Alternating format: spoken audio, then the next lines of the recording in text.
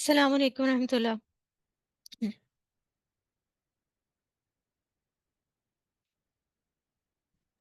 वालेकुम अस्सलाम वरहमतुल्लाहि वबरकातुहू। जी, कैसे हैं आप सब? अल्हम्दुलिल्लाह। अल्हम्दुलिल्लाह। स्टार्ट करते हैं। नहमदुहु व नुसल्ली अला रसूलिहिल करीम, अम्मा बाद, फ़अऊज़ु बिल्लाहि मिनश शैतानिर रजीम, बिस्मिल्लाहिर रहमानिर रहीम। रब्बि इश्रह ली सदरी व यस्सिर ली अमरी वहलुल उक़दतम मिन लिसानी यफ़क़हू क़ौली वजअल ली वज़ीरम मिन अहली। अल्लाहुम्मा अय्यदना बिरूहिल क़ुदुस। अल्लाहुम्मा बारिक लना फ़ी औक़ातिना। जी, आज का हमारा जो टॉपिक है वो सोशल मीडिया और रैट रेस के बारे में है। और सोशल मीडिया और वर्चुअल रियलिटी, इंटरनेट की जो सारी स्पेस है, इसका कॉन्सेप्ट काफ़ी अरसे से चल रहा है। बहुत अरसे से इंटरनेट और वर्चुअल रियलिटी।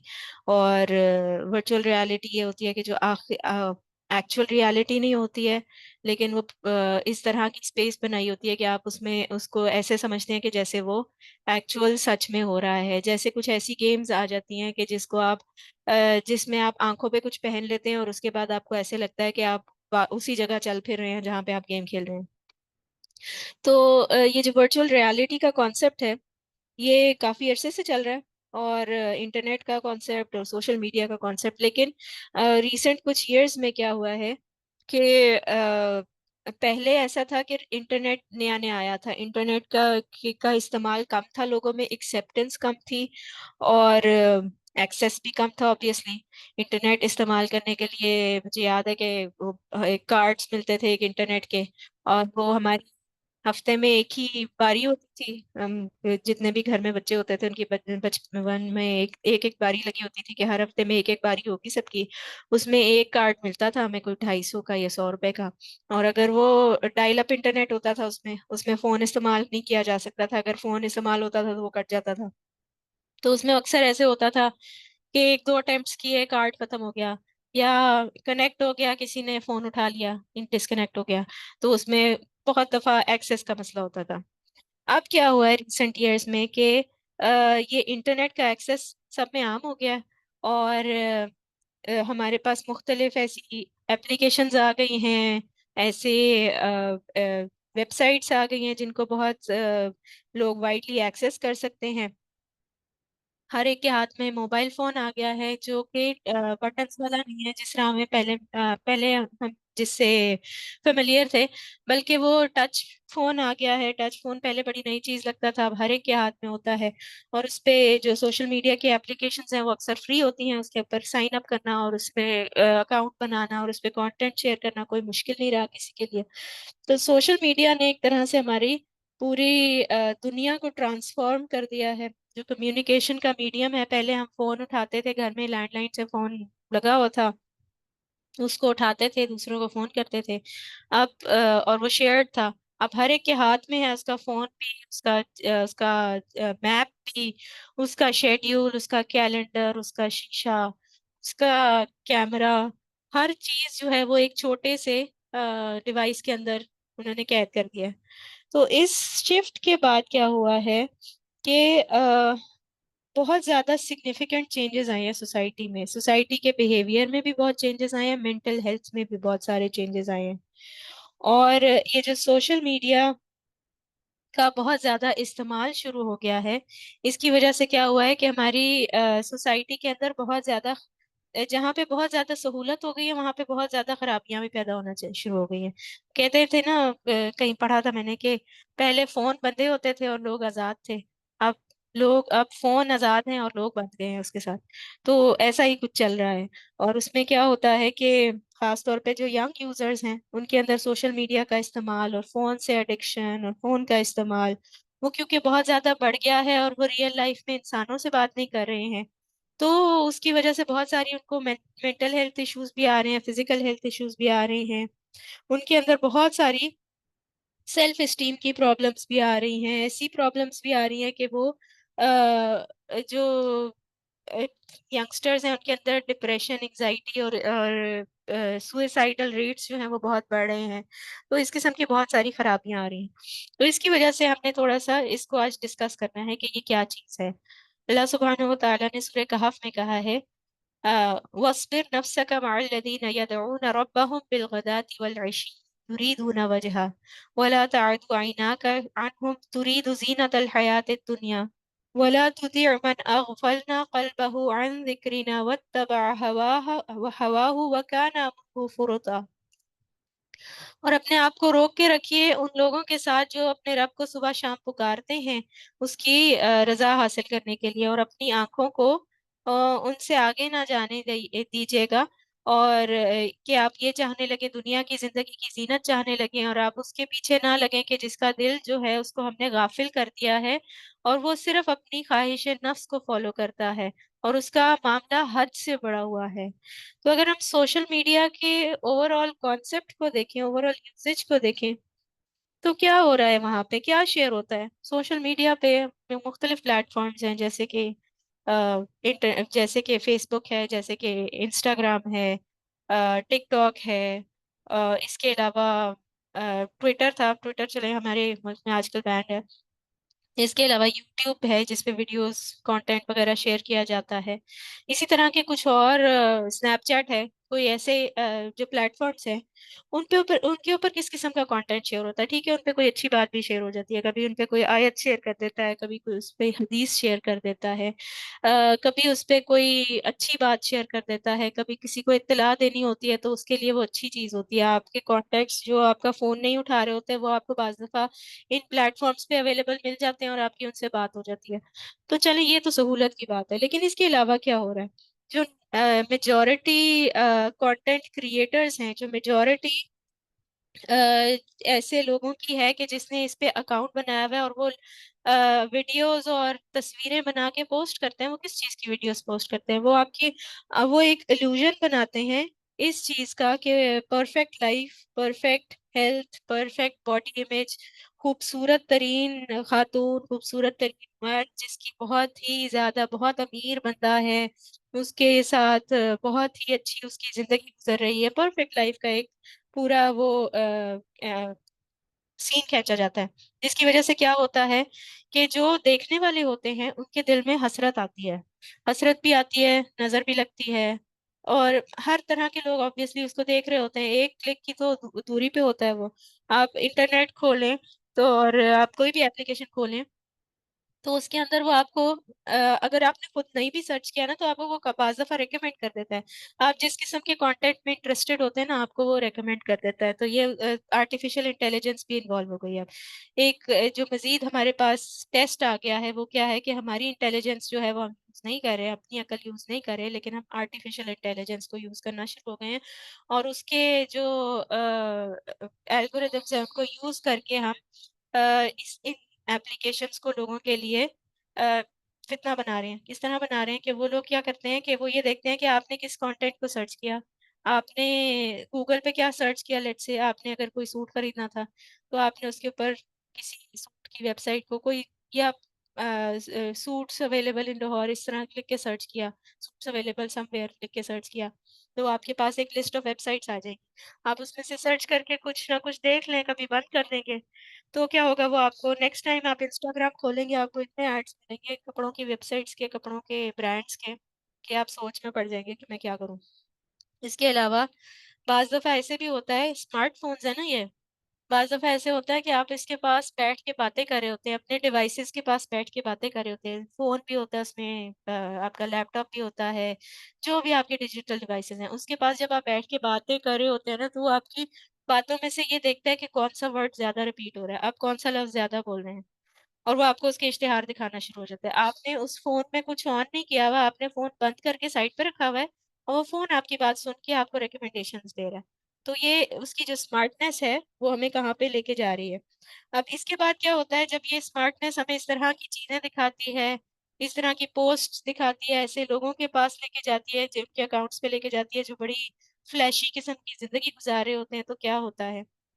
अल्लाह सुब्हानहु व तआला सूरह तकासुर में कहते हैं अल्हाकुमुत तकासुर हत्ता ज़ुरतुमुल मकाबिर कल्ला सौफ तअलमून थुम्मा कल्ला सौफ तअलमून कल्ला लौ तअलमून इल्मल यकीन लतरवुन्नल जहीम थुम्मा लतरवुन्नहा ऐनल यकीन थुम्मा लतुसअलुन्ना यौमइज़िन अनिन नईम।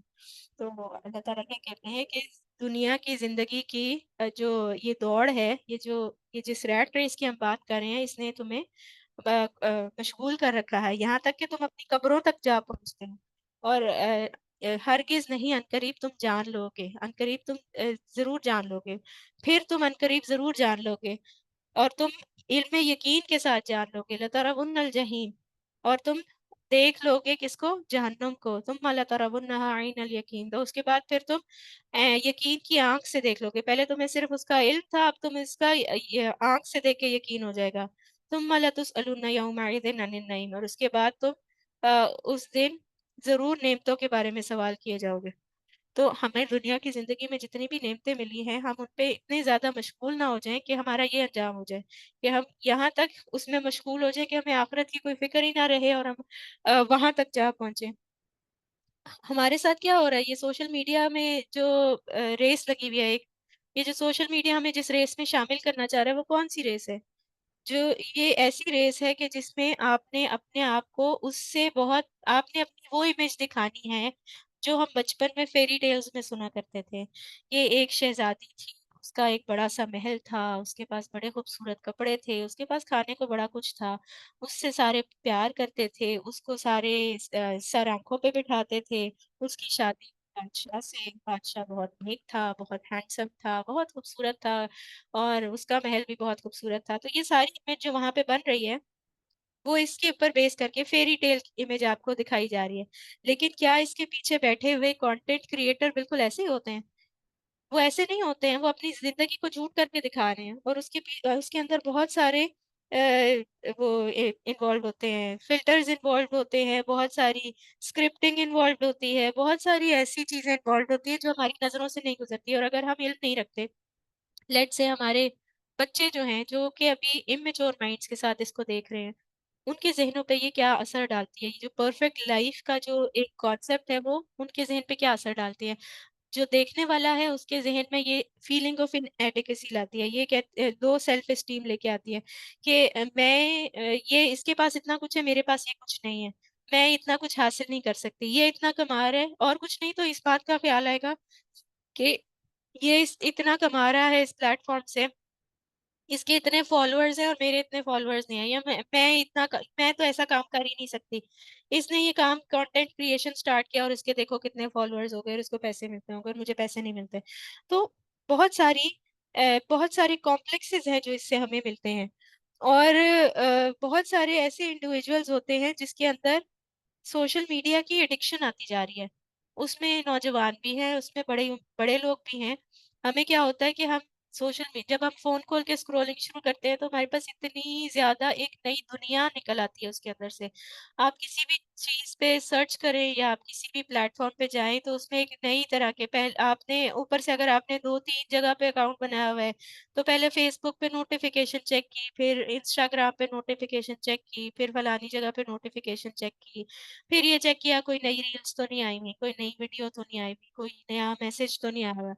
फिर क्या होता है, आहिस्ता-आहिस्ता एडिक्शन होती जाती है, और वो किस किस्म की एडिक्शन होती है, बार-बार चेक करना उसको, नोटिफ़िकेशंस को चेक करना। अगर नोटिफ़िकेशन नहीं आ रही है, आपने कुछ पोस्ट किया, उस पे नोटिफ़िकेशन नहीं आ रही है, तो एंग्ज़ायटी होना शुरू हो जाना कि अभी तक किसी ने लाइक नहीं किया। आपको जो वैलिडेशन पहले अपने इर्द-गिर्द के लोगों से चाहिए होती थी, वो अब आपको सारी दुनिया से चाहिए। जब तक वो मिलेगी नहीं, जब तक कोई लाइक नहीं करेगा, तब तक आपको असल में भी कोई कह दे अच्छी लग रही हो, तो उस पे कोई यकीन नहीं करेगा। तो इस किस्म की एडिक्शन, और फिर क्या है कि जो फेस टू फेस इंटरैक्शंस हैं वो इस एडिक्शन की वजह से कम हो जाते हैं। और यहाँ पे एक रेस लगी हुई है कि कौन सबसे खूबसूरत है, कौन सबसे ज़्यादा पैसा कमाने वाला है, किसकी ज़िंदगी परफेक्ट है, उसमें कोई गम नहीं है। बात ये है कि जब हम आपस में किसी से मिलते हैं, किसी ऐसी जगह जाते हैं जहाँ पे हमें कोई जानता नहीं होता, तो हम वहाँ पे वो चेहरा नहीं लेके जाते जो हम अपने प्यारों को और अपने क्लोज़ वन्स को दिखाते हैं। मैं वहाँ पे मेकअप भी करके जाऊँगी, मैं वहाँ पे स्माइल भी लेके जाऊँगी, मैं वहाँ पे अच्छा मूड भी लेके जाऊँगी, और मैं वहाँ पे अपनी सारी परेशानियाँ नहीं लेके जाऊँगी क्योंकि मुझे उनसे शेयर नहीं करनी है।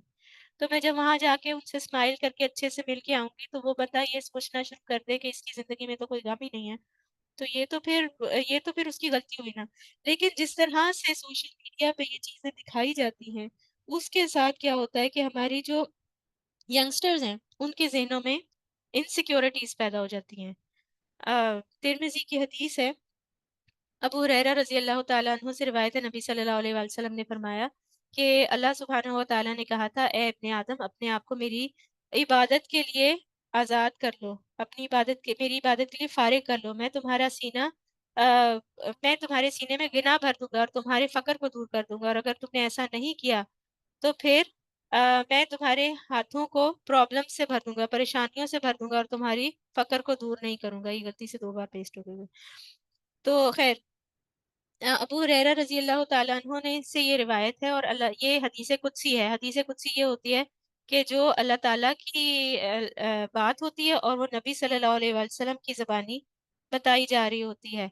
वर्ड्स नबी सल्लल्लाहु अलैहि वसल्लम के होते हैं और बात अल्लाह ताला की होती है। तो ये अल्लाह ताला क्या कह रहे हैं कि अगर हमने अपने आप को अल्लाह ताला की इबादत के लिए फ़ारिग ना किया, तो फिर अल्लाह ताला अगर हमने फ़ारिग कर लिया, तो फिर अल्लाह ताला हमें बेपरवाह कर देंगे उससे जो किसी के पास दिया है, हम उसी में राज़ी हो जाएँगे जो हमारे पास है। और जो रिचनेस है, जो असल गिना है, जो असल दुनिया में खुशहाली है, वो यही है ना कि आपका दिल मुतमईन हो जाए। बाज़ लोग ऐसे होते हैं, वो ज़्यादा की रेस में लगे रहते हैं। उनका बिज़नेस अच्छा चल रहा है, तो उनको एक और बिज़नेस स्टार्ट करना है। इस मुल्क में अच्छा चल रहा है, उनको एक और मुल्क में खोलना है। उसकी ब्रांचेज़ होनी चाहिए, उसको बढ़ाना है, उसमें ज़्यादा प्रोडक्ट्स लेके आने हैं, ज़्यादा लोगों तक रीच करना है, उसकी मशहूरी करनी है। इतनी ज़्यादा वो दुनिया ज़हन पे सवार होती है कि कहीं और का होश ही नहीं रहता। फिर ये भी होश नहीं रहता कि अल्लाह ताला की इबादत करनी है, अल्लाह की राह में कुछ देना है। अल्लाह के बंदे फिर नज़र ही नहीं आते इर्द-गिर्द। तो वो इतनी ज़्यादा उसके अंदर मगन हुए होते हैं। तो ये जो सारी चीज़ें हैं, ये जो सोशल मीडिया का एक हमने दुनिया नई डिस्कवर की है, इसमें क्या है, बहुत चमक-दमक है। और वो जब चमक-दमक नज़र आती है, तो फिर हमें जब उससे नज़रें उठा के ऊपर देखते हैं, तो अपने इर्द-गिर्द नज़र नहीं आती है। वो जो ग्लिटर का फ़िल्टर लगा के वो लोग अपना घर दिखा रहे होते हैं, बड़ा साफ-सुथरा होता है, उसपे कोई निशान नहीं होता, कोई दाग-धब्बे नहीं होते, या अपनी स्किन दिखा रहे होते हैं, बड़ी साफ होती है। अपने नए ड्रेसेस दिखा रहे होते हैं, जो उन्होंने ब्रांड्स के पहने होते हैं, जो अगर हम बाज़ार जाके देखें तो कोई 13,000 का होता है, कोई 15,000 का होता है। तो वो जो इनसिक्योरिटी उससे यंग माइंड्स में आती है, उसके लिए हमें क्या उनको बताना है कि अल्लाह ताला हमारे सीने को मुतमईन कर देंगे, हमारे अंदर गिना भर देंगे, हमें अपनी ज़िंदगी से राज़ी कर देंगे, अगर हम अपने आप को ये याद करा दें कि मेरी ज़िंदगी का सेंटर ये नहीं है, ये दुनिया की ज़िंदगी नहीं है मेरी ज़िंदगी का सेंटर। अपना जो इलाह वाला खाना है, उसको अल्लाह ताला के अलावा किसी और से रिप्लेस ना करें, उसमें किसी और को ना रखें। तो ये अगर हम उनके अंदर बात डाल देंगे, और तो इस इनसिक्योरिटी से वो निकल आएँगे। फिर इसके अलावा बॉडी इमेज के कॉम्प्लेक्सेस आ जाते हैं। जब हम अल्लाह सुब्हानहु व तआला ने सूरह 3 में फरमाया, लक़द खलक़नल इंसाना फ़ी अहसनि तक़वीम, अल्लाह ताला ने इंसान को बेहतरीन साख़्त पे पैदा किया है। अल्लाह ताला ने ये नहीं कहा कि मैंने कुछ इंसानों को बेहतरीन साख़्त पे पैदा किया है, अल्लाह ताला ने इन जनरल कहा है। इसका मतलब है कि मैं और आप और इस दुनिया के तमाम इंसान जो हैं, वो बेहतरीन साख़्त पे पैदा हुए हैं। इससे खूबसूरत हो ही नहीं सकते थे, इससे अच्छे बन ही नहीं सकते थे, ऐसे पैदा हुए हैं। अहसन जो है वो मुबालग़े का सीगा है।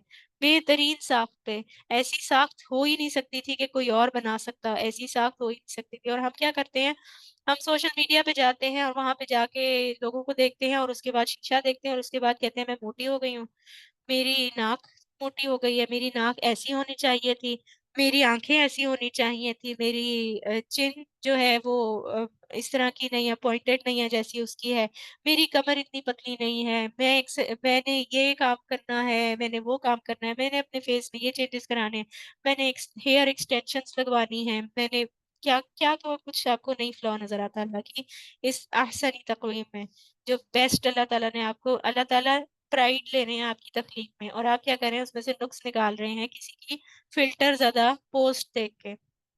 तो अल्लाह ताला क्या कह रहे हैं कि उन्होंने आपको बेहतरीन साख़्त पे पैदा किया है, ऐसी साख़्त पे पैदा किया है, इतने खूबसूरत थे आप कि फ़रिश्तों ने आपको सजदा किया था। फ़रिश्ते सजदा तब करते हैं कि जब कोई आउट ऑफ दिस वर्ल्ड बात होती है, जब कोई बहुत बड़ी बात होती है, मुअज़्ज़ा होता है कोई। आपकी तकलीफ मुअज़्ज़ा थी, और आप उस मुअज़्ज़े के अंदर से नुक्स निकाल रहे हैं।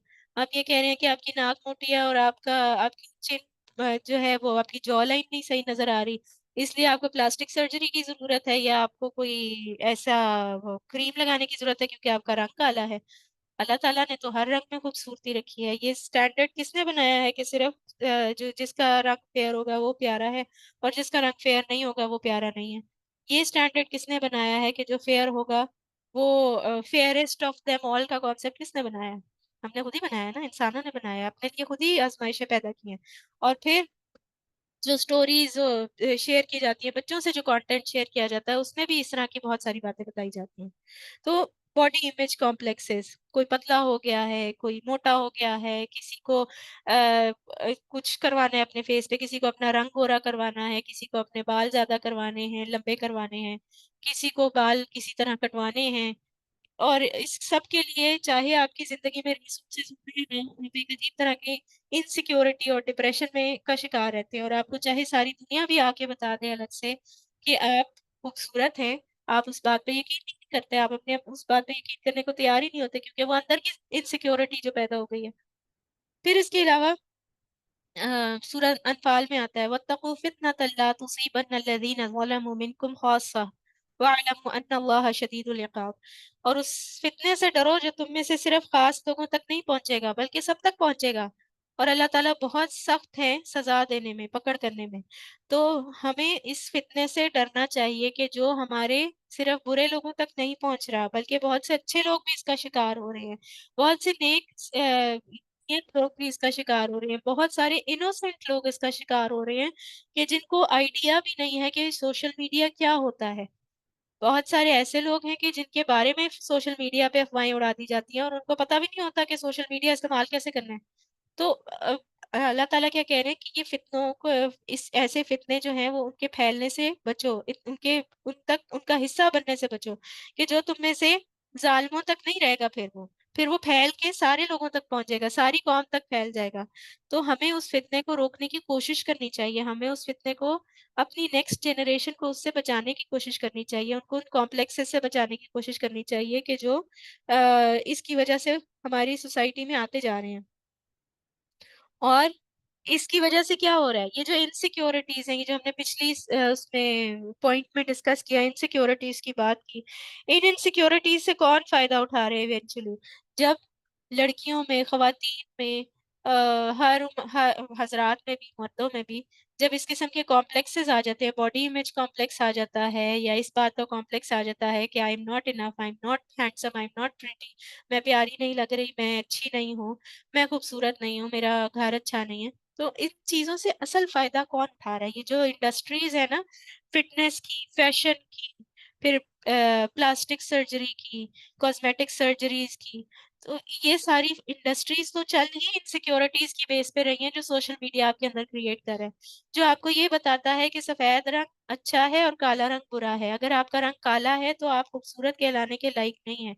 तो वो कौमें के जो जिनको अल्लाह ताला ने बनाया ही ब्लैक है, जो कि नाइजीरियन कौम है जो, जिस तरह वो होते हैं, उनमें से तो कोई भी सफ़ेद नहीं होता। तो फिर आप ये कहेंगे कि वो सारी कौम बदसूरत है। तो अल्लाह ताला ने जो आपके लिए रंग चूज़ किया है, इस बात को आपका आप पर आपको यकीन होना चाहिए कि अल्लाह ताला ने कहा है लक़द खलक़नल इंसाना फ़ी अहसनि तक़वीम। तो इसका मतलब है कि अल्लाह ताला ने जो रंग आपके लिए चूज़ किया है, वो सबसे बेस्ट है। इससे ज़्यादा अच्छा रंग तो मिल ही नहीं सकता था मुझे, इससे ज़्यादा अच्छी शक्ल तो मिल ही नहीं सकती थी मुझे। तो अपने आप को जब हम इतना लो सेल्फ एस्टीम पे ले जाते हैं, हमने पहले भी इस बारे में बात की थी ना कि जब इंसान बहुत ज़्यादा लो सेल्फ एस्टीम पे चला जाता है, तो फिर वो कहता है मैं डिज़र्व करता हूँ मेरे साथ जो हो रहा है ना। और वो कहता है कि अगर मुझे कोई मैनिपुलेट कर रहा है, तो मुझे मैनिपुलेट हो जाना चाहिए।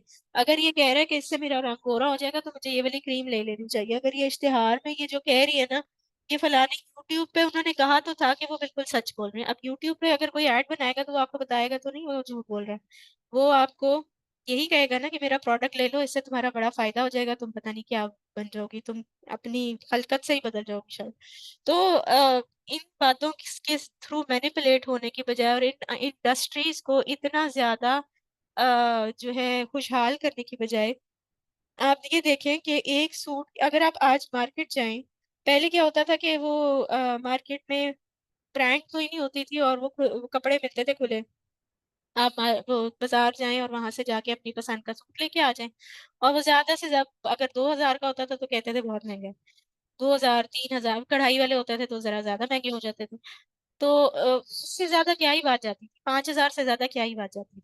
लेकिन आजकल आप देखें, आप एक किसी ब्रांड की शॉप पे जाएं और वहां पे जाके आप एक ऐसा सूट उठाएं जिसके सिर्फ गले के बॉर्डर पे थोड़ी सी कढ़ाई हुई है और उसके साथ उस ब्रांड का लेबल लटक रहा है, और उसके बाद उसका प्राइस टैग देखें, 13,000 से तो कोई कम नहीं होता। एक खास ब्रांड है जिसकी मैं हम कुछ टाइम ये रमजान के स्टार्ट में ही गई थी। अब जाहिर है रमजान में जो शॉपिंग करने जाता है वो ईद के लिए शॉपिंग करना चाहता है। तो हम लोग गए हुए थे वहां पे, तो मैंने चेक कर ली, वहां पे नहीं, वो सेल लगी हुई थी। सेल में लगे हुए कपड़ों की प्राइसेस थी 10,000, 11,000, 13,000। तो आप ये सोचें कि ये किस किस्म की मैनिपुलेशन है कि आप जो अच्छे खासे पूरे भरे हुए कढ़ाई के सूट पहनते थे 5-5 हजार के, 6-6 हजार के, चलो मैक्सिमम, और उससे भी कम, अंडर 5,000 के आ जाते थे। तो आप उसमें जितना भी इन्फ्लेशन का फैक्टर ऐड कर लें, जितना कुछ भी ऐड कर लें, वो कम से कम 15-16 हजार के सूट तो नहीं बनते ना। लॉन का सूट एक सीजन चलता है, उससे ज्यादा क्या ही चलेगा वो। तो लॉन के सूट की कीमत, और ये आपके साथ मैनिपुलेशन नहीं है तो और क्या है। और फिर लोग उस पे इस तरह खींचातानी कर रहे होते हैं। कभी आप ब्रांड्स की शॉप की तस्वीरें देखें, जो रिपोर्टिंग हो रही होती है उनके ऊपर, एक दूसरे के बाल खींच रहे हैं, एक दूसरे के कपड़े खींच रहे हैं कि मुझे सूट मिल जाए। उस ब्रांड का सूट पहनना है मैंने, क्यों ब्रांड का सूट पहनना है? ये ब्रांड का क्रेज क्यों है? अल्लाह सुब्हान व तआला ने तो हमें ऐसा नहीं बनाया। अल्लाह ताला ने क्या कहा है? सिबगत अल्लाह वमन वमन अहसन मिन अल्लाहि सिबगा व नहनु लहु आबिदून। आपको कोई ब्रांड चाहिए ना अपने साथ, तो अल्लाह ताला की ब्रांड बन जाए, अल्लाह ताला का रंग ले लें। अल्लाह ताला की ब्रांड जो है वो सबसे अच्छी है। अल्लाह ताला का जो रंग है वो सबसे अच्छा है। अपने ऊपर अल्लाह का रंग चढ़ा लें, आपको लोग ब्रांड कर देंगे कि ये अल्लाह का बंदा है, ये अल्लाह अल्लाह वाली है। जब ऐसी आपकी ब्रांडिंग हो जाएगी तो फिर आप कुछ भी पहनेंगी वो आप पे सच जाएगा। अल्लाह ताला ने मूसा अलैहिस्सलाम पे उस वक्त मोहब्बत डाल दी थी जबकि वो सबसे ज्यादा वल्नरेबल स्टेट में थे। उनको उनके दुश्मन ने भी कुछ नहीं कहा क्योंकि वो इतने प्यारे लग रहे थे। तो जो आप प्यारे लगते हैं ना, और आप खूबसूरत लगते हैं ना, वो आपको कोई ब्रांड नहीं बनाती। आपकी वैल्यू आपकी ब्रांड से नहीं आती। आपकी वैल्यू इस ब्रांड से आती है कि जो अल्लाह ताला ने आपके अंदर प्राइड लिया ना कि लक़द खलक़नल इंसान फी अहसनी तक़वीम। तो हमें सबसे पहले जिस चीज पे काम करने की जरूरत है ना, वो अपनी सेल्फ स्टीम पे और अपने बच्चों की सेल्फ स्टीम पे काम करने की जरूरत है। उनको ये बताने की जरूरत है कि मेरी वैल्यू किसी ब्रांड की, किसी पोस्ट की, उस पे किसी लाइक की, उस पे किसी कमेंट की मोहताज नहीं है। मेरी ब्रांड जो है वो अल्लाह ताला के साथ जुड़े होने के वजह से मेरी ब्रांड हमेशा इन रहेगी। हमेशा मैं टॉप ऑफ द ब्रांड्स रहूंगी अगर मैं अल्लाह ताला के साथ जुड़ जाती हूँ, अगर मैं अपने दिल में, अपनी जिंदगी के सेंटर में अल्लाह ताला को रख लेती हूँ। तो फिर मेरी ब्रांड जो है वो इस ब्रांड क्रेज के अलावा होगी। फिर मुझे किसी शॉप में जाके किसी के बाल नहीं खींचने पड़ेंगे और किसी के कपड़े नहीं फाड़ने पड़ेंगे कि मुझे ये सूट चाहिए। मुझे ये क्रेज नहीं होगा, मुझे ये इस तरह का क्रेज नहीं होगा। मुझे जो मिल जाएगा मैं उस पर राजी हो जाऊँ, और अगर वो सस्ता मिलेगा तो मैं उस पे अल्लाह का शुक्र अदा करूंगी। और फिर मुझे ये बात इस बात का क्रेज नहीं रहेगा कि मैंने किसी ब्रांड का नाम अपने साथ जोड़ना है तो मैं किसी वैल्यू की हूँ, वरना मैं किसी वैल्यू की नहीं हूँ। आप ये सोचें, आज ये लोग, ये जो सारे लोग वहां जाके लड़ाई करते हैं, ये वहां जाना छोड़ दें, तो क्या ये ब्रांड अपनी कीमतें कम नहीं कर लेगी? ये जो प्लेन सूट पे एक लेस लगा के ये 10-10 हजार का बेचते हैं, क्या ये कम नहीं कर लेंगे? ये हमारी ही दी हुई शय है, ये हमारे ही दिया हुआ जो है ना, क्या कह सकते हैं इसको, इनको जो शय मिली हुई है ना, ये हमारी तरफ से ही दी हुई है। हमारा ही दिया हुआ कॉन्फिडेंस है इनको, जो ये कुछ भी प्राइस लिख देते हैं और उसके ऊपर अपना टैग लगा देते हैं। क्योंकि ये हमारी इनसिक्योरिटीज पे थ्राइव कर रहे हैं, और जब तक हम अपनी इनसिक्योरिटीज का इलाज नहीं करेंगे तब तक ये इसी तरह थ्राइव करते रहेंगे। और हमारी इनसिक्योरिटीज का इलाज कहाँ पे है? कि हम अल्लाह ताला का रंग अपना लें, हम अल्लाह ताला की ब्रांडिंग अपने साथ लगा लें। हम हमसे क्या, हमें तुम्हारी ब्रांड की जरूरत नहीं है। मैं कोई भी कपड़ा पहन लूंगी जो, आपको कपड़े की पहचान है तो आप अच्छा कपड़ा कहीं से भी खरीद सकते हैं। मैं वो कपड़ा पहन लूंगी जिसकी कोई ब्रांड नहीं होगी, जिसके ऊपर कोई किसी डिजाइनर का नाम नहीं लिखा होगा, और वो देखने में अच्छा होगा और उसका कपड़ा अच्छा होगा, तो मैं अल्लाह का शुक्र अदा करूंगी और उसको ले लूंगी। तो आप किसी ऐसी चीज में राजी हो जाएंगे इसलिए क्योंकि आपको ये पता चल जाएगा कि आपको लोगों से वैलिडेशन लेने की जरूरत नहीं है। ये काम हम क्यों करते हैं? क्यों हम एक दूसरे के ऊपर चढ़ के दुकान में घुस के वो सूट लेने की कोशिश करते हैं? क्योंकि हमें लोगों से वैलिडेशन चाहिए। क्योंकि मैंने वो पहन के ईद पे इतरा के फिरना है और सबको बताना है कि ये मैंने इतने हजार का जोड़ा लिया था इस ब्रांड से। इसलिए मैं ये इस खींचातानी में पड़ी हुई हूँ, इसलिए मैं इस रैट रेस में पड़ी हुई हूँ। फिर जो सोशल मीडिया पे कमेंट्स आते हैं, हमें वैलिडेशन चाहिए होती है ना, तो हम क्या करते हैं, अपनी पिक्चर्स पोस्ट करते हैं, अपने खाने की पिक्चर्स पोस्ट करते हैं, अपने घर की पिक्चर्स पोस्ट करते हैं, घर में कोई तब्दीली की उसकी पिक्चर पोस्ट कर दी, कोई खाना बनाया उसकी पिक्चर पोस्ट कर दी, कोई अपनी तैयारी बड़ी अच्छी लगी उसकी पिक्चर पोस्ट कर दी। तो उससे क्या होता है, कमेंट्स आते हैं बहुत सारे। और कमेंट्स किस तरह के आते हैं, बाज दफा अच्छे आते हैं, बाज दफा बुरे आते हैं। बाज लोग आपसे जेलस होते हैं, नजर लगाते हैं आपको। बाज लोग आपकी वो जो कमेंट्स, वो जो आपकी पोस्ट होती है, हो सकता है आपको भी कोई इनसिक्योरिटी हो जाए उसको पोस्ट करते हुए, आप भी उसमें फिल्टर लगा दें। फिल्टर तो हम लगाते ही है ना, लाइटिंग अच्छी नहीं थी पीछे से, या मेरी स्किन पे ये क्या निशान सा नजर आ रहा है, ये दाना निकला है, चलो स्किन को थोड़ा सा ब्लर आउट कर दो, ऐसा कोई फिल्टर लगा दो, ग्लो वाला फिल्टर लगा लेते हैं। तो ये फिल्टर्स लगा के क्या होता है, आपकी हकीकत जो है वो लोगों की नज़र में ग्लोरीफाई हो जाती है। आपकी जो रियलिटी होती है वो उसको उस तरह से नज़र नहीं आती कि जिस तरह से एक्चुअली होती है। और फिर क्या होता है कि हर एक उसको उसको देख के माशाल्लाह नहीं कहेगा, हर एक उसको देख के तारीफ नहीं करेगा। बाज़ लोग उसको देख के हसरत करेंगे, और बाज़ लोग उसको देख के जेलस होंगे, और बाज़ लोग उस पे बुरे-बुरे कमेंट्स करेंगे। और ऐसा हो सकता है कि आप कोई पोस्ट करें और उस पे कोई अच्छा कमेंट ना आए, उस पे कोई लाइक ना आए।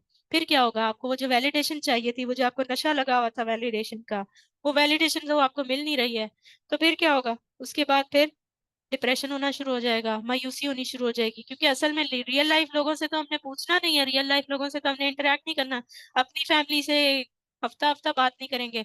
लेकिन या बात करेंगे भी तो जरूरत की बात करेंगे, ये काम हो गया, ये काम कर दिया, ये काम मैं करने जा रही हूँ। तो इस किस्म की बातों के अलावा तो कोई काम ही नहीं है हमारा, हम अपनी फैमिली से फेस टू फेस बात करें। उन लोगों से बात करने का मजा आता है ना जो ऑनलाइन है, नजर भी नहीं आते, और उनको तारीफें भी बड़ी करते हैं, और वैलिडेशन भी मिल जाती है, डोपामाइन भी मिल जाती है।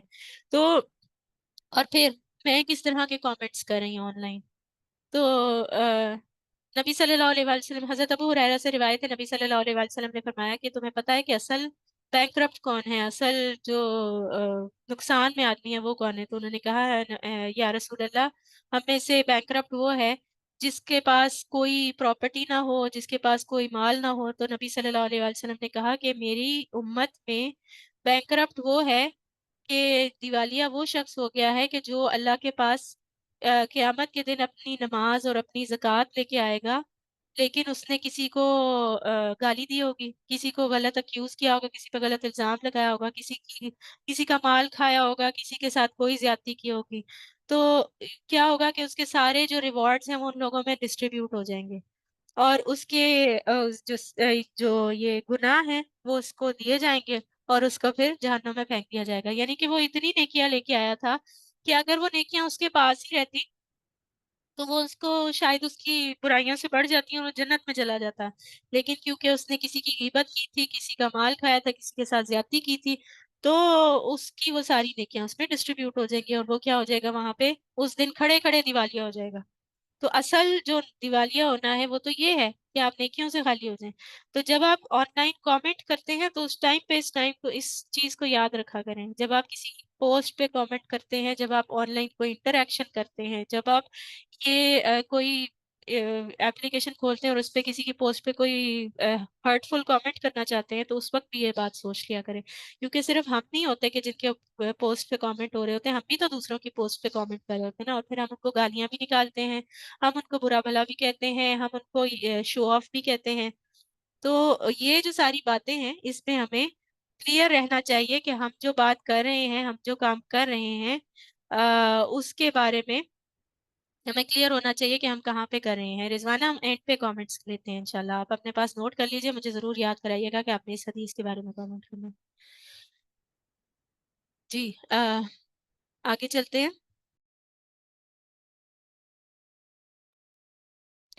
इसके अलावा फिर कमेंट्स होते हैं, और फिर उसके अलावा क्या होता है, अनऑथेंटिक न्यूज़ आगे फैलाना, कोई भी खबर मिल जाए उसको आगे फैला देना। सही मुस्लिम में रिवायत आती है, नबी सल्लल्लाहु अलैहि वसल्लम ने फरमाया कि आदमी के झूठा होने के लिए इतना ही काफी है कि वो जो सुने उसे आगे पहुंचा दे, तहकीक ना करे। हमारे पास व्हाट्सएप पे अक्सर एक मैसेज आता है कि अगर आपने ये मैसेज 5 लोगों को ना पहुंचाया, 10 लोगों को ना पहुंचाया, तो व्हाट्सएप ये देख रहा है कि आप अपना व्हाट्सएप इस्तेमाल करते हैं कि नहीं, आपका व्हाट्सएप इतने दिनों में बंद हो जाएगा। ये मैसेज कोई 5-6 साल से तो चल रहा है एटलीस्ट, और ये मैसेज मुसलसल चल रहा है, कोई इसको रोकता नहीं, कोई इसके ऊपर अकल इस्तेमाल नहीं करता कि इतने सालों से बंद नहीं हुआ तो अब कैसे बंद होगा। या फिर एक ऐसा मैसेज चल रहा है कि अमेरिका वालों ने पता नहीं कौन सी जगह पे उन्होंने काबा का वो बना लिया है, नकल बना लिया, उन्होंने अपना काबा बना लिया है। और वहां पे एक बिल्डिंग की तस्वीर है। उसके ऊपर मैंने जब खोल के देखा तो वो उन्होंने कोई एप्पल का नया स्टोर खोला था, जिसका बाहर से एक्सटीरियर जो था वो ब्लैक कलर का था, और वो क्योंकि कॉर्नर पे था तो वो स्क्वायर लग रहा था। उस बंदे ने उस तस्वीर को लिया और उसको इस न्यूज के साथ भेज दिया, और लोग उसको शेयर किए जा रहे हैं, किए जा रहे हैं, किए जा रहे हैं। उनको करेक्ट भी करो तो थोड़े अरसे बाद फिर कोई शेयर कर देता है। तो ये जो हम अफवाहें उड़ाते हैं, ये जो हम बगैर तहकीक के न्यूज पे बिलीव करते हैं, ये जो हम हर एक को हर बात बता देते हैं और हर एक को हमने दिखाना होता है कि ये देखो ये कैसी हरकतें कर रही है, ये देखो ये इतनी नेक बनती थी, ये कैसी वीडियोस पोस्ट कर रही है। ये जो हम तशहीउल फाहिशा कर रहे हैं, नबी सल्लल्लाहु अलैहि वसल्लम क्या कह रहे हैं कि ये एक इंसान के झूठा होने के ऊपर गवाही है, कि वो जो सुनता है वो आगे फैला देता है। फिर ना सिर्फ सुनी सुनाई आगे फैलाते हैं, बल्कि एक और चीज है जिसको कहते हैं डीप फेक। वो क्या होता है कि वो एक ऐसी एप्लीकेशन है जिससे आप किसी भी इंसान की आर्टिफिशियल इंटेलिजेंस से उसकी शक्ल भी बना सकते हैं और उसकी आवाज भी बना सकते हैं। अगर आपने उसकी आवाज सुनी हुई है ना, तो आप उस इंसान की नकल बना सकते हैं बिल्कुल, और उससे वो कहलवा सकते हैं जो भी आप कहलवाना चाहें। लेट से कोई अगर कोई चाहे तो वो किसी ने मुझे देखा हुआ है और या मेरी तस्वीर है उसके पास, तो वो क्या करेगा कि वो मेरी तस्वीर लेगा, मेरी आवाज लेगा, मेरी आवाज का सैंपल लेगा, वो उस एप्लीकेशन में डालेगा, और उसके अंदर कोई भी नॉनसेंस रिकॉर्ड कर देगा और उसे कहेगा कि वो पोस्ट कर दे मेरे नाम से। तो वो एक वीडियो बन जाएगी जिसमें आपको नजर आएगी, और मेरी ही आवाज होगी, और वो इसी तरह से पोस्ट हो जाएगी। तो लोग ये समझेंगे कि मैंने वो बात कही है, मेरे ऊपर इल्जाम लगेगा, लेकिन एक्चुअली वो क्या होगा, वो झूठ होगा। तो इस किस्म की का कंटेंट भी इंटरनेट पे फैल रहा है। फिर बच्चों के लिए जो कंटेंट किया जाता है, बच्चों के लिए क्या क्या कंटेंट शेयर होता है, अगर आज से पहले हम देखें, कुछ साल पहले जाएं, अ, जब छोटी एज में हम लोग कार्टून देखते थे। मैं आपको पिक्चर दिखाती हूँ इसकी। ये है, ये जो राइट पे है ना पिक्चर, ये तब की है कि जब मेरे बचपन में जो कार्टून होते थे, मैं जब स्कूल एज में थी ना, तो मेरे बचपन में कार्टून लगते थे, ये टीवी पे लगते थे। आप इनके कलर्स देखें और आप इनके कलर्स देखें जो लेफ्ट साइड पे है, ये कोको मेलन का एड है, वो कोई पोएम का है, वो स्नैपशॉट है। तो एनीवेज, इन दोनों के कलर्स में डिफरेंस देखें। तो ये जो आजकल कंटेंट आ रहा है ना हमारे बच्चों के लिए, ये उनकी ब्रेन डेवलपमेंट में पे असर कर रहा है, उनकी स्पीच में डिले कर रहा है। आप आजकल देखें बच्चों के अंदर ना बोलने के अंदर बहुत डिले आ रहा है। बच्चे जब बात करते हैं ना तो उनके अंदर बहुत ज्यादा वो बहुत देर से बात करना शुरू करते हैं, बहुत देर से बोलना शुरू करते हैं, बहुत देर से चलना शुरू करते हैं। उनकी मोटर स्किल्स डेवलप नहीं हो रही, हाथ पांव हिलाने से, हाथ से कुछ पकड़ने की स्किल्स डेवलप नहीं हो रही, फोकस नहीं डेवलप हो रहा। क्यों नहीं डेवलप हो रहा? क्योंकि ये जो चैनल्स हैं जो उन्होंने बच्चों के लिए क्रिएट किए, खास तौर पे कोको मेलन, और इसके अलावा भी एक दो हैं जिनमें आपको ये सारी खूबियां नजर आए, वो सारे इसमें काउंट करते हैं, कि जिन्होंने रिसर्च किया है और उन्होंने ये देखा है कि बच्चे किस चीज पे ज्यादा देर फोकस करते हैं और कितनी देर बाद उनका फोकस हटता है। और उन्होंने उस रिसर्च के बाद ये स्ट्रेटजी अपनाई है कि एक तो आप देखें, अगर आप ये चैनल लगाएंगे ना, तो इस पे इतने चीखते हुए कलर्स होंगे कि आप इसको 2 सेकंड से ज्यादा देखेंगे आपके सर में दर्द शुरू हो जाएगी। लेकिन आप बच्चे को देखेंगे, वो ऐसे आंखें जमाए उसको देख रहा होता है जैसे वो बड़ी कोई सीक्रेट चीज है, और फिर वो उसको देखी जा रहा होता है। और फिर आप स्क्रीन पे देखें ना, तो वो कभी भी कोई भी सीन वो 3 सेकंड से ज्यादा स्टे नहीं करता स्क्रीन पे। और उसका असर क्या होता है कि बच्चों के अंदर पेशेंस नहीं रहती, रियल लाइफ इंटरेक्शन की पेशेंस नहीं रहती उनके अंदर। वो असल में किसी से बात नहीं कर सकते क्योंकि स्क्रीन चेंज नहीं ना होती। अब मुझसे बात करेंगे तो मेरी शक्ल तो चेंज नहीं होगी, मैं तो वही रहूंगी, थोड़ी देर बाद बोर हो जाएंगे। उनको कुछ नया चाहिए, हर 3 सेकंड बाद उनको कुछ एक्साइटिंग और नई चीज चाहिए उसमें। तो आप ये देखें, आप इस बात को बेशक एज एन एक्सपेरिमेंट ले लें, एक्सपेरिमेंट के तौर पे इनमें से किसी चैनल्स का आप देख लें, कोई कार्टून देख लें, हर 3 सेकंड बाद उसमें स्क्रीन चेंज होगी। उसमें कोई मोस्टली कैरेक्टर्स बात नहीं कर रहे होते, या तो उसमें पोइम्स होती है म्यूजिक के साथ, या फिर उसमें क्या होता है, एक मैंने कार्टून देखा था, मुझे उसका नाम नहीं याद रहा, बड़ी अजीब अजीब सी उसमें तो शक्लें बनी हुई थी, बट एनीवेज, वो जो कार्टून था वो उसमें आवाजें क्या थी, हम्म हम्म ऐसी आवाजें थी, बस एक्सप्रेशंस ओनली, नो वर्ड्स। और उससे क्या होता है कि बच्चों के अंदर स्पीच डिले आना शुरू हो जाता है। वो इतने ज्यादा उनका दिमाग इतना ज्यादा उसमें फँसा होता है कि उनकी वो जो ब्रेन डेवलपमेंट है और उनकी जो वो मोटर स्किल उनकी जो लाइफ स्किल्स हैं वो डिले होना शुरू हो जाती हैं। और फिर वो आप उनको कोई एक्टिविटी देना चाहें ना, आप उनको कोई रियल लाइफ एक्टिविटी देना चाहें, जैसे कि मेरी एक भांजी है, उसको मैंने सिखाना चाहा मैं मुझे कुछ थ्रेड वगैरह लेके ना तो मैंने उसको क्रोशिया सिखाना चाहा। तो उसने खुद शौक से कहा कि मैंने सीखना है। तो अब वो है कोई 5-6 साल की थी उस वक़्त। अब वो मेरे पास आके बैठी और मैंने क्रोशिया पकड़ा और उसको मैंने ना नॉट लगा के दी और उसको मैंने चेन बनाना सिखाया क्रोशिया से। जितनी देर में मैंने 5वाँ चेन बनाया ना वो बोर हो चुकी थी। वो कहती है मैंने नहीं बनाना। तो उस इस बात से हमें पता चलता है कि कितनी ज़्यादा उन्होंने उनको इन्वॉल्व करने के लिए ऐसी स्किल्स रखी हुई हैं, कितना ज़्यादा उन्होंने उनको इस तरह से डेल्व करने के लिए कि वो इस स्क्रीन को छोड़ के ना उठें। आप ये देखें कि बच्चा जो है वो किसी तो और खाना नहीं खा रहा होगा, लेकिन जब आप उनके सामने ये चैनल्स लगा देंगे तो क्या होगा?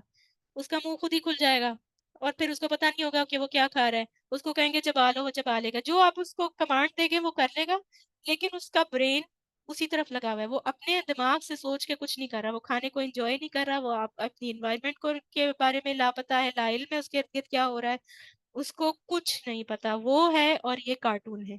उन्होंने इसकी जो डिज़ाइनिंग है, वही इस तरह से की हुई है। अगर आप ये पुराने कार्टून्स देखें ये इतने इन्वॉल्विंग नहीं होते थे, इतने ज़्यादा एक्सेसिबल भी नहीं होते थे। उस टाइम पे एक टाइम होता था स्पेसिफिक जिस पे कार्टून लगते थे।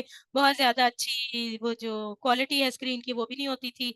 और यही वाले कार्टून ये केयर बेयर्स हैं। अगर आप आजकल के दौर के देखें तो इन्हीं वाले कार्टून्स में इतने चीखते हुए रंग हैं कि आप इसको देख नहीं सकते। आप इसके अंदर जो स्टोरी है उसको नहीं पहचान पहले कार्टून्स के अंदर कोई स्टोरी दिखाई जाती थी, अब कार्टून्स के अंदर कोई स्टोरी भी नहीं दिखाई जाती। आप बस हिलती हुई चीज़ों को देख रहे हैं और आप उसके अंदर मसरूफ़ हैं और वो बच्चा इतना ज़्यादा मसरूफ़ है कि उसको रियल लाइफ़ से कोई सरोकार नहीं रहता। तो हमारे बच्चों को भी ये चीज़ इफ़ेक्ट कर रही है और इसमें एडिक्शन आ रही है। फिर फिज़िकल हेल्थ कंसर्न आ जाते हैं इससे बहुत ज़्यादा। फिजिकल हेल्थ कंसर्न्स ये आते हैं कि बच्चों की जो ब्रेन डेवलपमेंट है वो खराब होती है, आईसाइट खराब होती है, उनके जो वैसे उनके फिजिकली उनके अंदर कमजोरी आती है। तो ये जो सारी स्क्रीन टाइम होता है ये सिर्फ हमें स्क्रीन एंटरटेन नहीं कर रही होती, ये हमें अंदर से ड्रेन भी कर रही होती है। ये हमारे दिमाग पे भी असर कर रही होती है, हमारे जिस्म पे भी असर कर रही होती है। आप जिसकी कंपनी में होते हैं, आप अच्छे आदमी की कंपनी में हो, अच्छे लोगों की कंपनी में हो, अच्छी-अच्छी बातें कर रहे हो और आप खुश हो और एन्जॉय कर रहे हो, तो आप एनर्जाइज़्ड फ़ील करते हैं। ऐसे ही होता है ना कि जब हम अपने फ्रेंड्स से मिलते हैं तो एनर्जाइज़्ड फ़ील करते हैं। लेकिन जब आप ऐसी कंपनी में हो कि जो लोग आपके साथ बहुत अच्छा सलूक नहीं जो लोग एनर्जी सकर्स होते हैं, जिस तरह हमने कल बात की थी ना ऐसे फ्रेंड्स की जो एनर्जी सकर्स होते हैं। जब आप वहाँ से आते हैं तो आपकी बॉडी भी बहुत ड्रेन फील करती है, आपको थकावट हुई होती है। तो ये एनर्जी सकर्स हैं जो हमारी बच्चों की ज़िंदगी में लगा दिए गए हैं। हमें उनको इससे बचाना है। हम जिस हद तक हो सके उनको सोशल मीडिया से और टीवी से और इस कंटेंट से दूर रखें और उनको क्या करें फिर क्या करें अगर उनको ये ना करें, उनको वो कोई रियल लाइफ एक्टिविटीज़ दे दें। उनके लिए कोई मोटर स्किल्स वाले टॉयज़ दें। उनको कोई भी ऐसी एक्टिविटी में इन्वॉल्व करें, अपने साथ एक्टिविटीज़ में इन्वॉल्व करें। हमें घर में मेस पड़ने से डर लगता है। अपने घरों को मेसी होने से बचाने की खातिर हम उनके ज़हनों को मेसी कर देते हैं, उनको इन चीज़ों के आगे बिठा के। तो हम अपने घर को थोड़ा-सा मेसी कर लें, थोड़ा-सा कोई ऐसा कॉर्नर रख लें अपने घर में कि जहाँ पे वो प्ले एरिया बन जाए और वहाँ पे वो उसको देखते रहें और उसको एन्जॉय करते रहें वहाँ पे बैठ के। बच्चों को एक एज होती है कि जिसमें आप उनको अगर ट्यून इन कर देना कि वो इस जगह बैठ के खेलते रहें, तो वो ट्यून इन हो जाते हैं। आप बच्चे को जिस चीज़ की एडिक्शन लगाएँगे, उस चीज़ की एडिक्शन उनको लग जाएगी। तो ये जो चीज़ है ना ये हमने खुद से प्लान करनी है। जब हमने एक इंसान की ज़िंदगी की ज़िम्मेदारी ली है ना, तो उसमें उसका सिर्फ़ खाना-पीना और उसका पढ़ना-लिखना नहीं आता, उसमें उसकी एंटरटेनमेंट भी आती है, उसके इमोशंस भी आते हैं। तो हमें सबके लिए प्लानिंग करनी है और हमें सबको इससे बचा के रखना है। इसके अलावा फिर हमारे पास और कंसर्न्स आते हैं, एडिक्शन के आते हैं। एडिक्शन की, बच्चों की जो एडिक्शन एडिक्टिव बिहेवियर, बच्चों के भी बड़ों के भी एडिक्टिव बिहेवियर होते हैं। बार बार फोन उठा के चेक करना, मैसेज आया कि नहीं आया, मैसेज आया कि नहीं आया, अभी तक मैसेज नहीं आया, अभी तक लाइक नहीं आई। और एंग्जाइटी होना शुरू हो जाती है अगर लाइक नहीं आई। अगर एक दिन तक वो पोस्ट जो है वो एज इट इज रह गई है तो एंग्जाइटी होना शुरू हो गई। फिर ऑब्वियसली जब आप इतना ज्यादा अपनी लाइफ को और अपनी चीजों को इतना ज्यादा एक्सपोज कर रहे हैं ऑनलाइन, तो उसमें बहुत ज्यादा लोग उस चीज को मैनिपुलेट भी करेंगे। बहुत ज्यादा लोग उसको पॉजिटिव लेंगे, कुछ लोग उसको पॉजिटिव लेंगे, तो बहुत ज्यादा लोग उसको नेगेटिवली भी लेंगे। तो वो नेगेटिवली जो लेंगे वो क्या करेंगे, वो उसमें आपको बेवकूफ बनाएंगे। क्राइम्स होंगे उसके अंदर मुख्तलिफ। बहुत सारे ऐसे लोग होते हैं कि जो इस तरह लोगों को फांस के उनसे पैसे ले लेते हैं, या उनको उनको जो है जानी माली नुकसान पहुंचा देते हैं, किसी किस्म का भी नुकसान पहुंचा सकते हैं। बहुत सारे साइबर क्राइम्स होते हैं। साइबर क्राइम्स की एक अलग से ही दुनिया है कि जिसमें वो नए नए किस्म के क्राइम्स कर सकते हैं। क्लिक बेट्स होते हैं कि जिसपे आपको ईमेल आती है, आप उसको क्लिक करते हैं, आपके फोन में वायरस आ जाता है, आपके जो बैंक अकाउंट्स हैं, आप उसकी एप्लीकेशंस हैक हो जाती हैं। तो बहुत सारा कुछ है जो हो सकता है। तो हमें इन चीजों से दूर रहना चाहिए, जितना दूर रहेंगे उतना बचेंगे। करना क्या चाहिए हमें, डिवाइसेस के ऊपर सबसे पहले पेरेंटल कंट्रोल रखना चाहिए। जो हम अपने बच्चों को डिवाइसेस देते हैं, अव्वल तो तब तक ना दें जब तक पॉसिबल है। जितने अरसे तक नहीं दे सकते उतने अरसे तक अच्छा है, क्योंकि इवेंचुअली उन्होंने इस्तेमाल तो करना है। इस नियत से ना उनसे रोके कि आपने उन्हें देना ही नहीं है सारी उम्र, बैकवर्ड रखना है, जरूरतन दे दें, लेकिन जब तक बचा सकते हैं बचा के रखें। दूसरी चीज, डिजिटल डिटॉक्स टाइम रखना अपनी लाइफ में। कोई एक ऐसा टाइम हो कि जिसमें सारे फैमिली मेंबर्स बैठ के आपस में रियल लाइफ इंटरेक्शन करें, आपस में बातचीत करें। और उसमें ये ना हो कि आप डिवाइसेस इस्तेमाल करें, उसमें किसी के हाथ में डिवाइस ना हो। तो ऐसा टाइम स्पेंड करें। फिर ऐसा टाइम स्पेंड करें कि जो आपको जो थोड़ा टाइम जो है ना, बच्चे बोर भी हो जाए तो कोई मसला नहीं होता, वो अपने लिए एक्टिविटीज ढूंढ लेते हैं। तो अगर वो बोर हो रहे हैं तो वो आपकी इस बात को अंडरस्टैंड करने की जरूरत है कि बच्चों का बोर होना आपकी जिम्मेदारी नहीं है। उनको बोरियत में खुद से एक्टिविटीज ढूंढनी चाहिए। अगर वो आपके पास आए तो उनको सजेशंस दे दें, तुम ये कर लो, तुम ये खेल लो, ये खेलो। स्क्रीन नहीं देनी इस वक्त।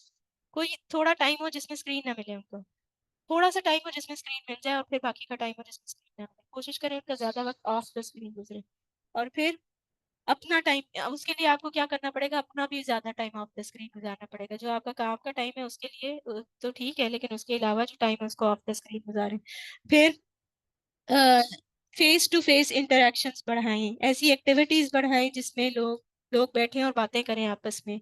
फिर इनको बच्चों को अगर उनको बहुत शौक है ना रील्स देखने का, तो उनको इनकरेज करें कि वो कंटेंट प्रोड्यूसर्स बने, बजाय इसके कि कंटेंट कंज्यूमर्स बने। यानी कि कंटेंट देखने वाले ना बने, बल्कि उनसे कहें कि ये देखो, ये तो सही बात नहीं बता रहा ना, ये तो अल्लाह ताला की बात नहीं बता रहा, आपको तो अल्लाह ताला की बात पता है।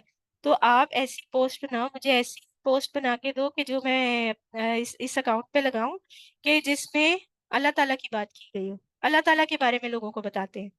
उसको इस पॉजिटिविटी की तरफ लगाएं, क्योंकि देखिए अब दौर तो यही आ रहा है कि जो सोशल मीडिया के एडवेंट का दौर है। अगर बच्चा इस तरफ लगा हुआ है, लेकिन ये उस बच्चे की बात हो रही है कि जो टॉडलर नहीं है, जो बड़ा हो गया हुआ है थोड़ा सा, थोड़ा बड़ी एज का बच्चा है, उसको आप टीनेजर्स को या अपने ऐसे बड़े बच्चों को कि जो इस काबिल है कि उनको आप डिवाइसेस दे सकते हैं, उनको आप कंटेंट क्रिएशन में डाल सकते हैं। और उनसे कहें कि ये जो लोग गलत गलत बातें बता रहे हैं ना, तुमने आप ऐसा कंटेंट क्रिएट करना है कि जो सही सही बातें फैलाए। तो आप इस बात पे इंकरेज कर सकते हैं। फिर अपने बच्चों से हकीकत हाल डिस्कस करें। उनको बताएं कि ये सोशल मीडिया एडिक्टिव है, शुरू से बताएं। उनसे कहें कि ये कितना एडिक्टिव है, कि ये मैंने ये खोला था और फिर मुझे बंद करना ही याद नहीं रहा, शैतान ने मुझे कैसा इसमें लगा दिया। शुरू से आप उनसे डिस्कस करें, उनको ये बताएं कि ये एडिक्शन पे लेके जाता है, ये आपके अंदर डोपामाइन रिस्पॉन्स ट्रिगर करता है, जो कि आपको कंपल्सिव चेकिंग और कंपल्सिव उसके ऊपर बार बार जाने पे मजबूर करता है। और लोगों को ये और इससे क्या होता है कि जब आप बच्चों से ये डिस्कस करते हैं तो वो एम्पावर होते हैं इस बात की कि वो अपने बिहेवियर्स को खुद पहचान सकें। हाँ, मुझे इससे एडिक्शन हो रही है, मुझे ये मेरा दिल चाह रहा है मैं ज्यादा जाऊं, अब मुझे ना इसको नहीं इस्तेमाल करना। खुद अपने ऊपर वो सेल्फ अकाउंटेबिलिटी पे आ जाते हैं, अपनी बाउंड्रीज खुद सेट करना शुरू कर देते हैं। जब आप उनके साथ, आप उनको ट्रस्ट करते हैं इस बात पे, आप उनको ये नहीं कहते मैंने कहा है ना नहीं इस्तेमाल करना तो नहीं इस्तेमाल करना, आप उनको एक्चुअल लॉजिकल रीजन बताते हैं। बच्चों को मैजिकल रीजंस नहीं चाहिए होते हैं कि ये हो जाएगा या वो आ जाएगा या ये आ जाएगा। उनको एक्चुअल हकीकत बता दें, उनका एज अप्रोप्रिएट बता दें। तो और फिर उनके साथ ओपन कम्युनिकेशन रखें। अपने बच्चे के साथ आपका ऐसा बॉन्ड होना चाहिए कि जब वो उसको मुश्किल पड़े तो वो ये सोचे कि मुझे अपनी माँ से बात करनी है, ये ना सोचे कि मेरी माँ को पता ना चल जाए कहीं इस बात का। इस तरह क्या होगा कि जब ऑनलाइन उसको कोई फितना नज़र आता है या वो किसी फितने का शिकार हो जाता है या वो किसी मुश्किल में फँस जाता है तो वो आपसे शेयर करेगा और आप उसका कोई हल निकाल सकेंगी, इससे पहले कि बहुत देर हो जाए। और फिर हमें इस सब से क्यों बचना है? हमें इस सारी रेस से क्यों बचना है? क्योंकि the problem with rat race is that even if you win at the end of the day you are still a rat.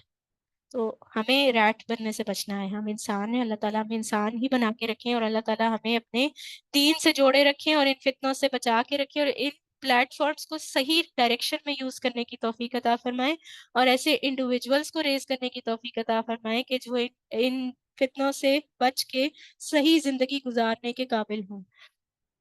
जी, आप में से कोई कुछ कहना चाहे तो मोस्ट वेलकम।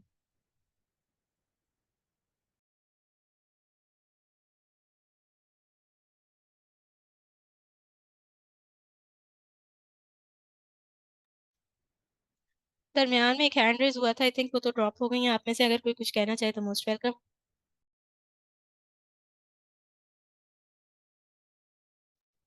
अस्सलाम वालेकुम। वालेकुम अस्सलाम। आज अभी मैंने ये आपको लेक्चर सुन रही थी तो इसमें मतलब ये वाकई में बड़ी एक समझ लें बीमारी है कि एडिक्शन जो हो जाती है बच्चों को कार्टून की। थोड़ी देर अगर लेक्चर लगा दें तो वो बंद करने ही नहीं देते, इतना रोएंगे, इतना मतलब चीख पुकार होती है कि बस देखना है और देखना है, मतलब पेट नहीं भरता। फिर यही होता है कि चलो थोड़ी देर और देखने दें। तो मेरी भी ये कोशिश होती है इनके थोड़ा सा कुछ आर्ट एंड क्राफ्ट में लगा दें, या मैं जैसे अपने किचन में काम कर रही होती हूँ तो थोड़ा सा बाउल्स में पानी दे दिया, छोटे छोटे स्पून दे दिए, कप्स दे दिए, तो बच्चे उसमें लग जाते हैं। तो आजकल मेरा बच्चा खाना भी नहीं खा रहा तो मैं क्या करती हूँ, किचन में अपना काम भी कर रही होती हूँ तो पानी के डोंगे दे दिए, अपना छोटे छोटे टॉयज डाल दिए उसमें, तो वो उस पे देख के मुंह भी खोल देता है।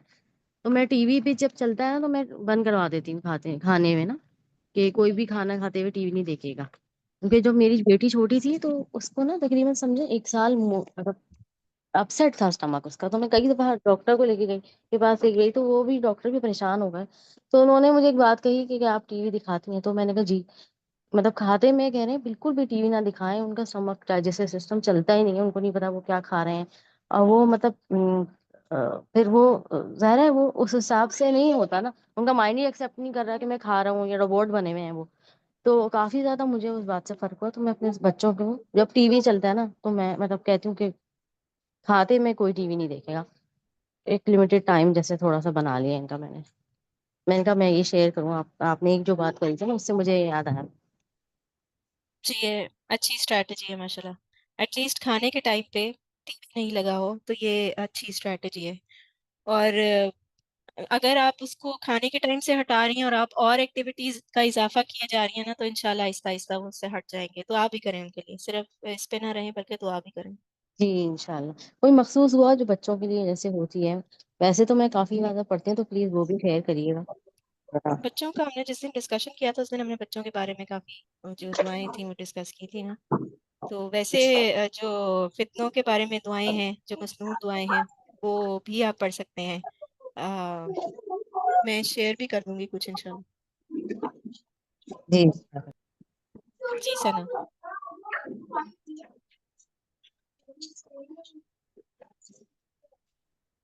जी सना।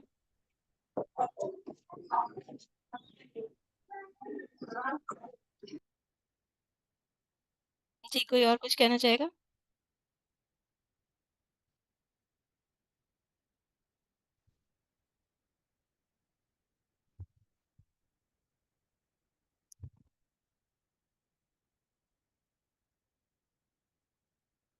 आज किसी का कोई कमेंट नहीं है।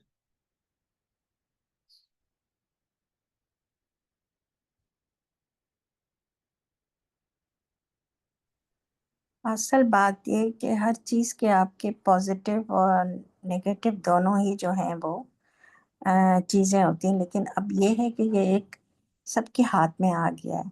और स्पेशली जब छोटे बच्चे होते हैं तो माएँ जो हैं वो काम में और वैसे इतनी झुंझला रही होती हैं, अगर जॉब स्पेशली जॉब करने वाली, तो वो अपने बच्चों को दे देती हैं उठा के ना मोबाइल के, कार्टून देखें, राइम्स देखें, वो देते।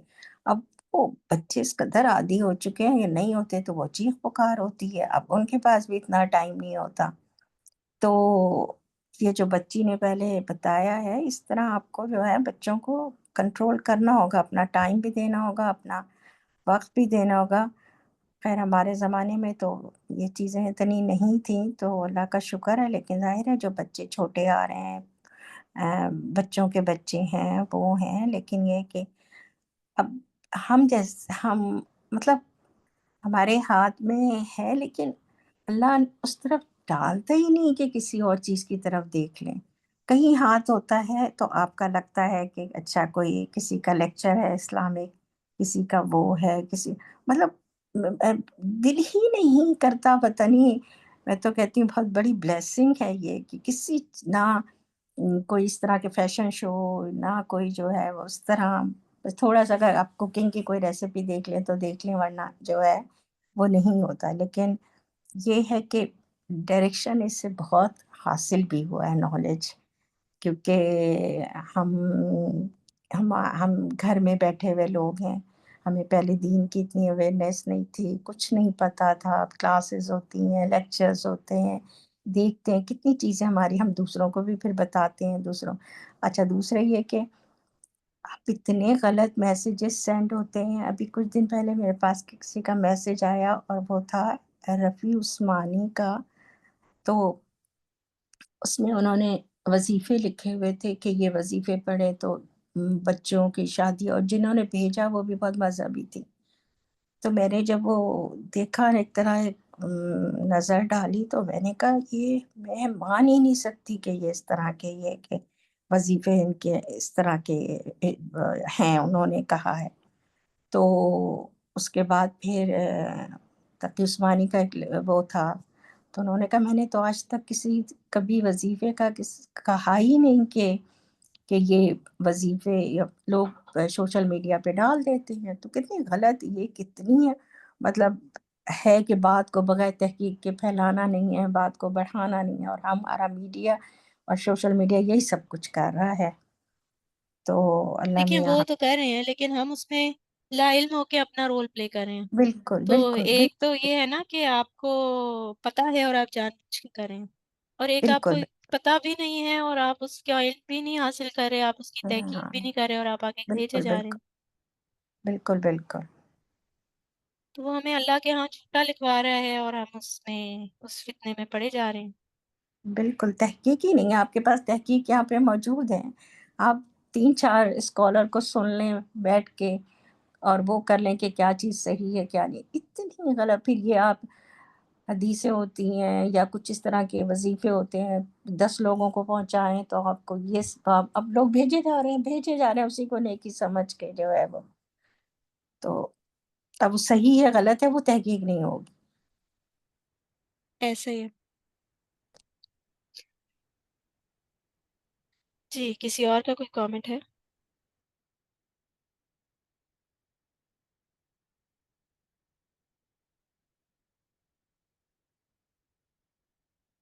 चलें हम इसको कंप्लीट करते हैं आज यहाँ पे। इंशाल्लाह कल हम इसी पे एक और एस्पेक्ट से बात करेंगे।